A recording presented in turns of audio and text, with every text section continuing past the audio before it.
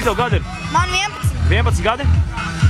Justinam Bieberam tagad ir 18, tas ir -7. Cik tev ir gadi? 11. 11 gadi tagad. Viņam ir 18, ja atņem 7 nost, paliek 11, man ir 28, noņem 1, 9, 8, 17. Cik tev ir gadi tagad? 11. 11 gadi tev ir. Man kad bija 11.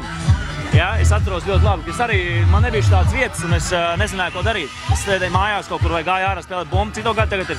11 gadi tev ir. Tu nāc ārā, spēlējies, kaut ko darījies, ir forša vieta, kur atpūsties, vai ne?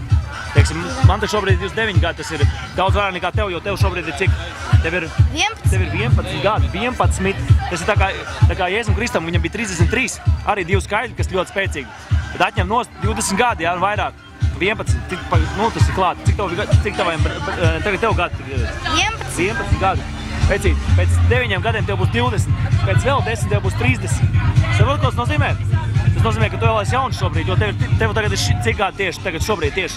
11 gadi. Tas ir nereāli, tas ir nenormāli jauns, jo tev viss ir priekšā, tu vecī dūzes, tev saprot, tev ir jaunība, neizpost jaunība, tev ir jāsaglabā šķīstība, cik tev gadi ir? 11 gadi, tas ir jauns sākums, tā ir jauna ēra. Vecī, kā tev sauc? Gins.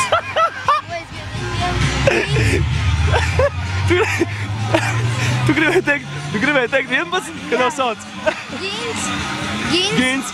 Ginča? Gins. Paldies, Gintiņ. Paldies, Gintiņ, par sarunu. Cik tev gadi ir beigās? 11 gadi. Paldies, Gintiņ, turies, lai to veicās. Man prieks ar tevi parunāties.